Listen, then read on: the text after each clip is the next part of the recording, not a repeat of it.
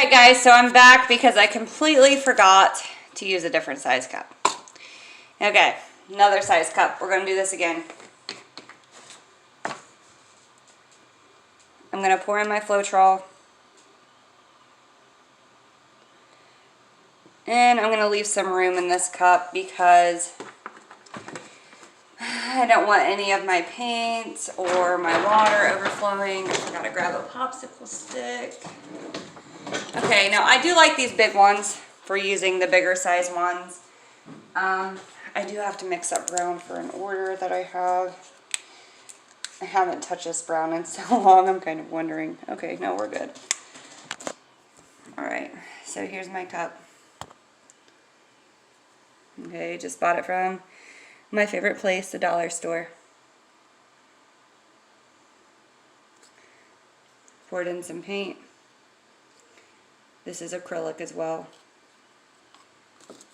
All the paints that I used so far have been acrylic. I have done mica colors before.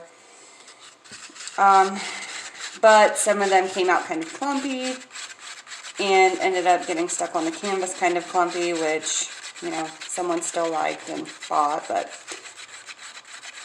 I'd like for my stuff to be not cracked, not have a bunch of bumps. You know, if that was my goal intention, then that's what I definitely would have done, but however, it was not. So after I mix this up really good, make sure I get the sides. Just mix it up as best as you can. I am very impatient too.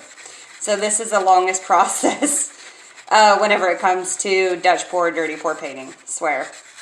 So I have showed you before, I do have, I think I've showed you, I do have these little bottles. I bought them off Amazon, like a 32 pack for 24 bucks. And the dollar store is now carrying these.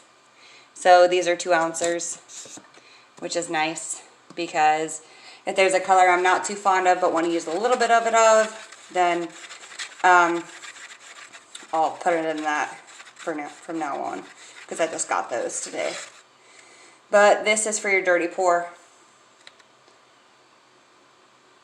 Okay, you don't have to add any water to it. You can add a little bit of water to it if you're looking for a cell reactor a little bit. However, there are other alternatives for cell reactors that I have not used yet, such as silicone, as being one of them. I'm not really sure on the rest, to be honest. I don't really have to create a bunch of different cells. They just kind of do it on their own, which is nice.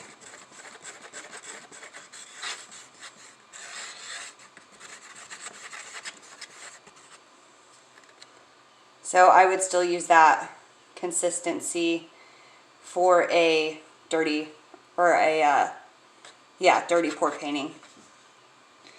And then I'll add a little bit more water in here. And you don't really have to use a lot of water.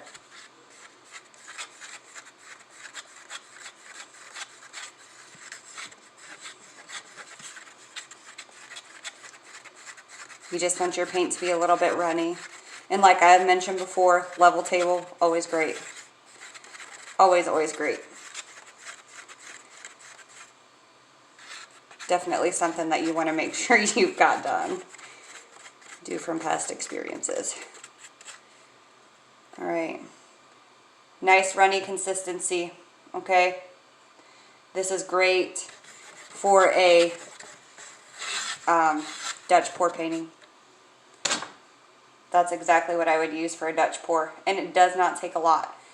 Now, my base color, if I'm doing a Dutch pour painting, I will still add the larger amounts of water into it.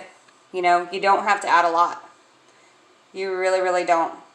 The biggest thing and the biggest problem that a lot of first timers have, and I learned too, trust me, I learned, is that you don't need a lot of this paint to do, depending on what you're doing, for a Dutch pour painting.